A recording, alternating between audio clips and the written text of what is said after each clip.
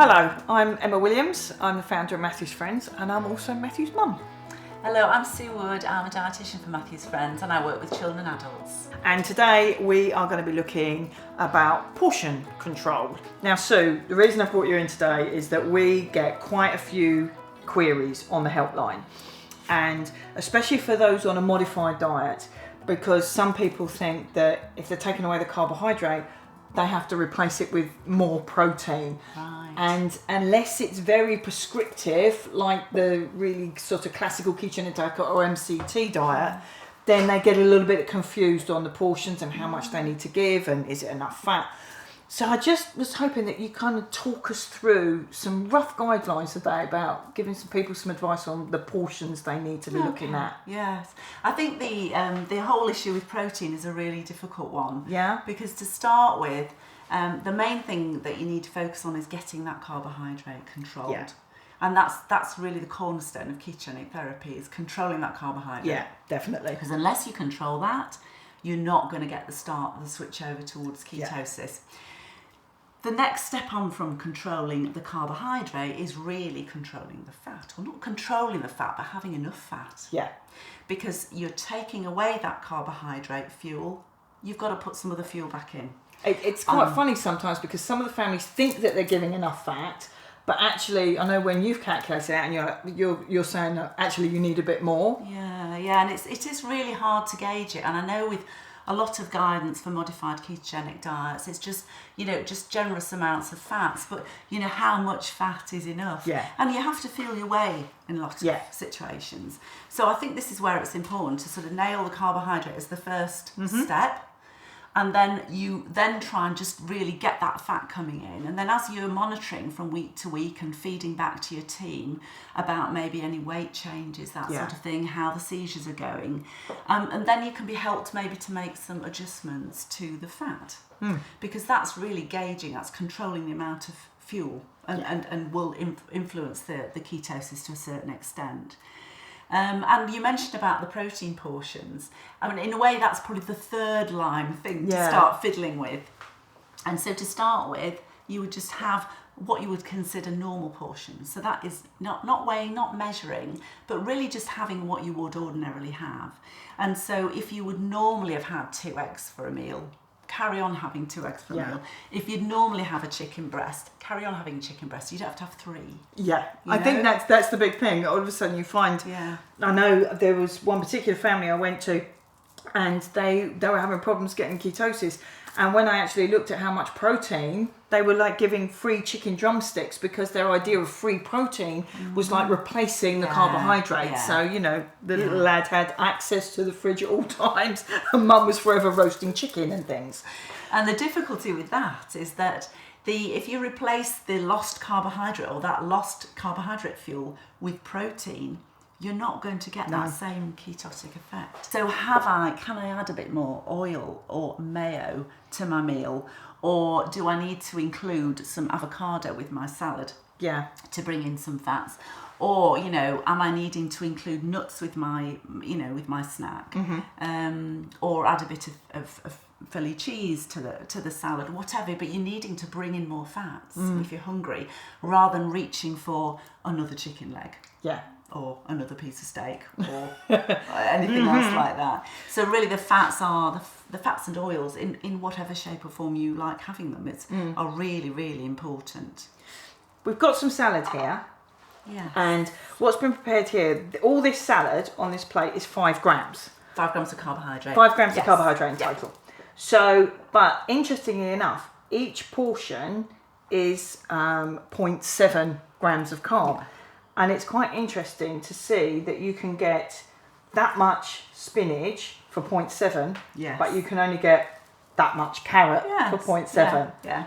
So, and this is some iceberg lettuce here, and you can sort of get 2 leaves, big leaves for that, and then that much cucumber. Yeah. Yes. I mean, for a 5 gram carb of salad, that's a really big salad. That is a really big salad, and I suppose if you've got an allowance, most people are provided with or given guidance on about an amount of carbohydrate to have with their meal, and that might be the only stipulation on a modified ketogenic diet. have a certain amount of carbohydrate. So if you were allocated, say, roughly 5 grams of carbohydrate per meal, then you could choose to spend it in this form. Or you could choose to maybe have the larger portions. You could have the spinach, you could maybe have a couple of tomatoes, a bit of pepper, but then you may in fact choose to spend those other couple of grams of carbohydrate on something else. Yeah. It just gives you an idea that some vegetables are going to give you a hell of a lot more bulk for your carbohydrate money, so you just get more value. But then again, we've got some children who they don't want a large amount of food, and so this might be a great idea for an adult or an older child who loves their leaves and wants to munch through all those leaves. But if you've got a small child who you're trying to give the carbohydrate to, then it may well be that it wants to be in the form of things like tomatoes. I mean, it might even be, little sticks of carrot, because you actually want to still provide the same amount of carbohydrate, but you just want to make it quite small and easy. Yeah. So it has to match the needs of that individual and their desires and what they want to eat and their taste preferences. Yes. Some people don't like very many vegetables, which is a bit tricky on a ketogenic diet, but some people don't like very many, but it's picking the things they do like and counting them in.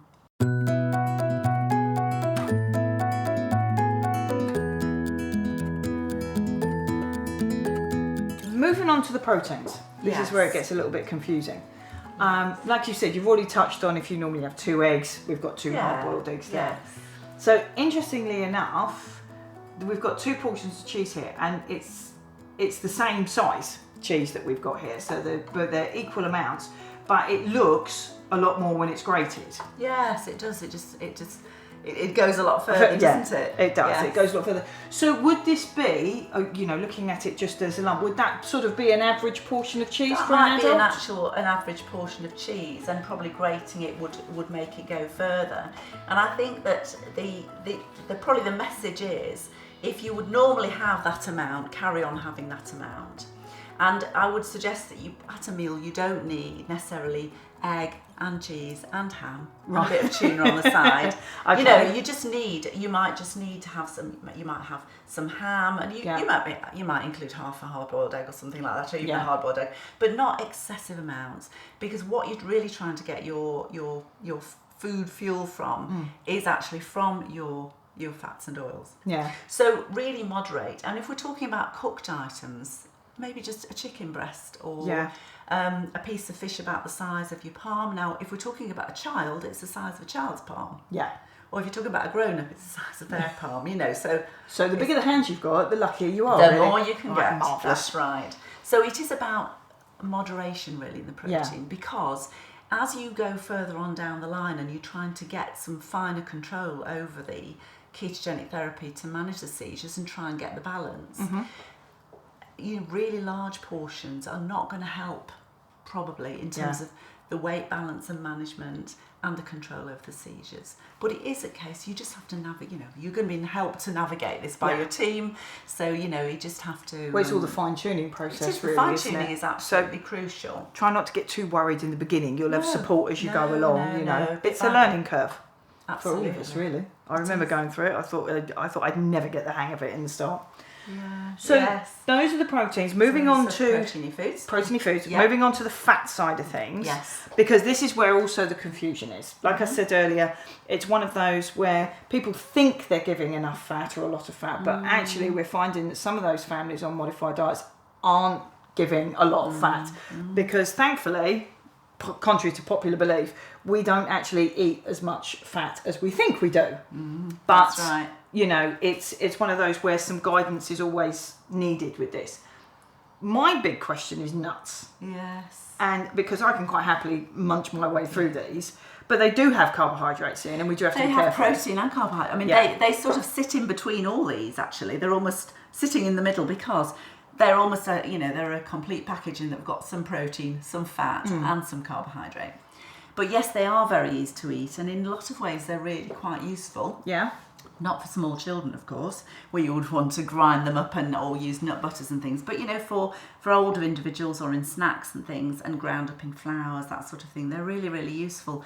It's very easy to eat large amounts, and I think if you are having large amounts of nuts as snacks, almost as a, well, I know I can't have my biscuits, so I'll just put my hand in the nut packet all day long. And that's where grown-ups on ketogenic therapy might try and do that. Then again, you might find that it does affect the control, it does affect the ketone production, because you just have a bit more protein, a bit more carb, and so it's best to just keep yourself to sort of a set portion. So work out how much you want to have, and maybe portion it out into little parts, and just have your snacks at appropriate times, or have a certain amount with your meal, but keep it consistent. I do find these quite useful, I must admit, because when you're out and about, and certainly going into coffee shops and things like that, when you're surrounded by cakes, but maybe sometimes you want something, to always keep some nuts on you. Or what about buying the pure packets of nuts, but the smaller ones, not the giant packs? Because you can get the snack packs now, you can get snack packs in various shops. And that's really, really handy to have in your bag, because you might get to a situation where you're out and about, or you've been delayed somewhere, and you're thinking, gosh, I really need something to eat, and all that's on offer is packs of sandwiches or bars of chocolate, and so if you've got your nuts in your bag, you can manage. You can manage to snack on those and just get hold of a drink, and then that's you sorted. Yeah. So the next item I'm sort of going to bring up is the spoon confusion. Right. When we're looking at these things, because you will often say, use a teaspoon of this or a tablespoon of this. Yeah. And these kind of things. Now, officially, the measurement is, that's a teaspoon, little one there. But what we've got in our cutlery drawer is one of those. So a teaspoon of that, which is levelled, is the official measurement. A teaspoon of that, yes, you could level it, but not many of us do, let's face it, is going to be a lot more than in there. Yeah. The other one of confusion is, that is officially a tablespoon, if you look at it, and it has to be level. So to me, it looks like you can't get a lot in there. And that is officially a tablespoon that we have in our cutlery drawer. There's a big difference. So of course, for families that are maybe given guidance to say, use a tablespoon of mayonnaise on your salad, I would quite happily get one of those and look at that, pile it up and go, wow, that's a lot. Yes. But officially, this is what we should be using. Yes. So those are the tablespoons and teaspoons, and then we've got that in-betweeny one, which is a dessert spoon. Yes. So what's your advice for families that are using this and maybe get a little bit confused? Yeah, I think that probably what's crucial is just being consistent with what you do. Okay. Because if you consistently use, for example, this one for measuring your mayonnaise each time you slop it onto the meal, and you always put a similar amount on, then if you know you've got to up the fats, you know you just got to up that portion that you recognise on that spoon, or you add another spoonful. Right. Whereas, but having said that, if one day you measure your mayonnaise in that, or using that spoon, and the next day you may measure your mayonnaise spoons in that, obviously you're going to get wildly different amounts. And I don't think, and most people wouldn't do that. No. But it's an idea to probably keep some way of gauging, particularly the fats, some rough way, whether it be using some sort of spoon or any sort of measure, even a rough household measure, so that if, for example, you find that you're needing to increase the fats, you've got an idea where you're starting from. Yeah. So, for example, if you always add 2 spoons of mayonnaise to the snack lunch, say, to mix up the tuna or the egg or something like that, and you know that the fat in the meals is going to have to be increased because the weight's come down, or you're needing to increase it to improve ketosis, then at least you know what you're starting with, and you might just have to have another half spoon on. Yeah. It's as long as you've just got roughly a gauge, because if, for example, one day you just only put this amount of mayo onto your salads or oils, the next day you only put this amount, you're going to have such a variance in your calorie intake, in your fat intake, and that's going to really affect the balance of things through the day from one day to the next.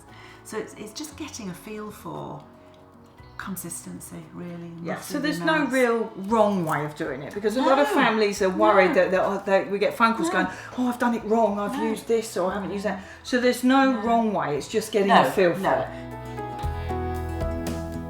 Thank you very much, for all your help today. That's fine.